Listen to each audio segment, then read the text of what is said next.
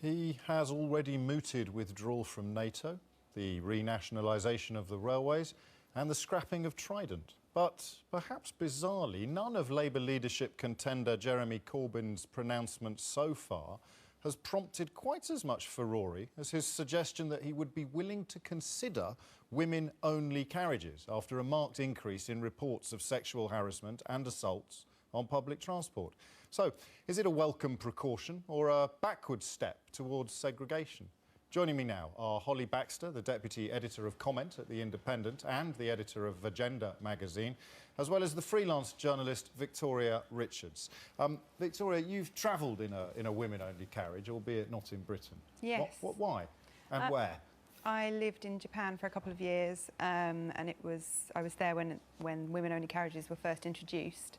I'd had a couple of experiences on the metro system there, which is, believe it or not, a lot more packed than London Underground, and it's even harder to tell when there's a hand on you or brushing against you who's doing it.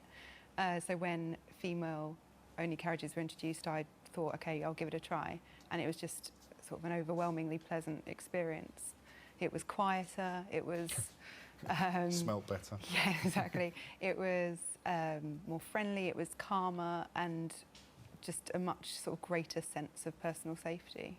And yet, obviously, it kind of puts the burden upon the woman to address the bad behaviour that you experienced being perpetrated by the men.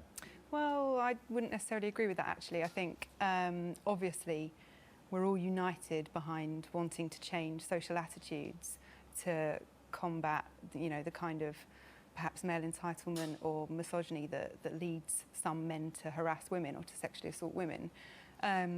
But we need a practical, short-term solution. So women-only carriages are an option for that. It's a way to empower women to feel that they don't have to change their behaviours, they don't have to become reluctant travellers on public transport, that they can go somewhere and carry out their daily routines unharmed, unharassed. Holly Baxter, it's true that women already change their behaviours. We all choose a carriage at night time according to where we would feel least at risk. And I discovered today, much to my shock actually, just how many women have experienced these sort of things on British public transport.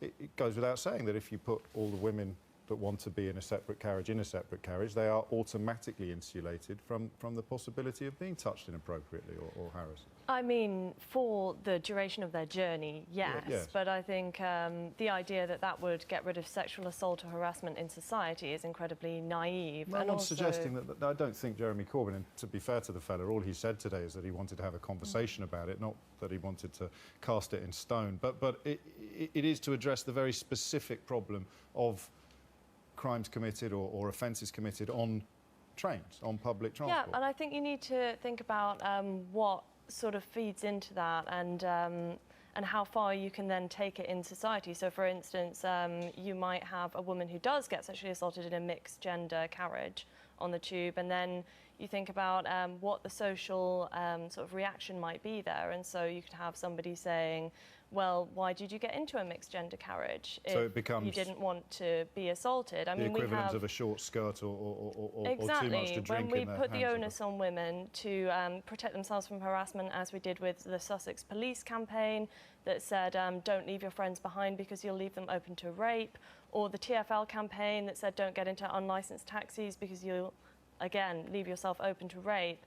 When we pursue this line of thought, we end up just reinforcing misogyny in the long term. So, in a sense, Victoria, you're sort of giving a free pass to the misogynists by saying that, you know, if a woman comes into your path, it's your fault, because, look, there's a path over there she could be walking on that you're not allowed anywhere near. But those attitudes are precisely the ones that we want to change, right? So, I mean, British Transport Police released figures this month saying that the number of sexual assaults on trains, tubes and overground trains have gone up 25% in the last year. The number of reports have. There's been a lot of effort put into getting people to come forward. So, I mean, yeah, that's the reports about the unreported incidents.